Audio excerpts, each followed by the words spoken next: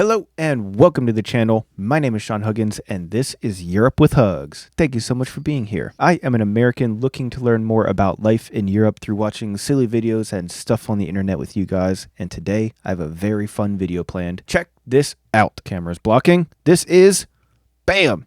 This city has no cars. This is from Drew Binksky. This city has no cars.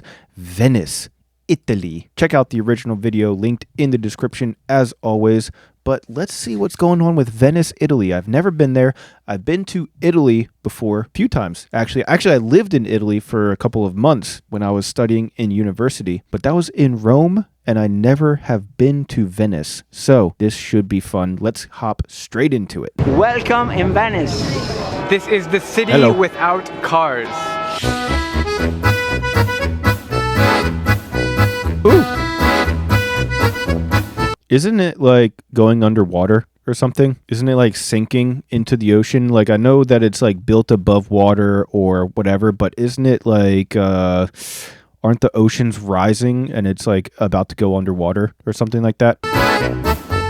Situated on 118 small islands in northeastern Italy, What? Venice is a unique place, 118 small islands. That's pretty interesting, actually. to say the least. There are so many wonderful sights to see. Take a walk over the Rialto Whoa. Bridge, be stunned by the Grand Canal, take a lap around San Marco Square, Dang. and get lost in the narrow side streets.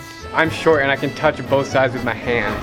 Instead of having roads to connect the city, there are 117 canals, Whoa. which are linked by over 400 bridges. Dude, so is taking one of the boats, is that kind of like taking a taxi or an Uber? Or is that still like, is that like a touristy thing or is that normalized? Are you supposed to like take these all over the place if you need to get to the whole other side of town? I wonder. No vehicles are allowed in the main parts of Venice. Oh, We had that's to cool. park our car 2 miles away and take a 40-minute water bus in. So we just Water hopped on bus. a water bus to take us to San Marco Square. A water bus. Dude, imagine calling that thing a water bus and not a boat. That is cool. Very cool. The only way to get around the city is by foot or by boat. Everything else that involves daily life is transported on Wow. boats through the canals. If someone needs medical attention, a water ambulance will pick them up. A water ambulance. Dude, I like how they just add water in front of everything. Instead of calling anything a boat, they just call it a water whatever. You know, that's pretty cool. If someone wants to do laundry, a laundry boat will come to the rescue. What? And then you have the iconic Laundry gondolas, boat? which are made entirely of wood.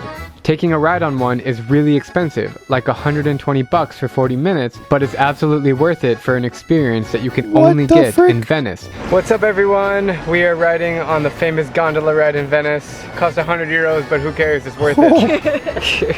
And to be honest, it's the most peaceful way to see the city, far away from the touristy streets. I mean, I guess if you go all the way to Venice, you have to do the most touristy thing in Venice, which is riding a gondola. So you just have to do it. You have to spend all that money. And I guess they know that, so that's how they know that they can charge so much and they will still have people pay it. How many years are you a gondola driver? 30 years. 30. Oh my Wow. gosh. Crazy.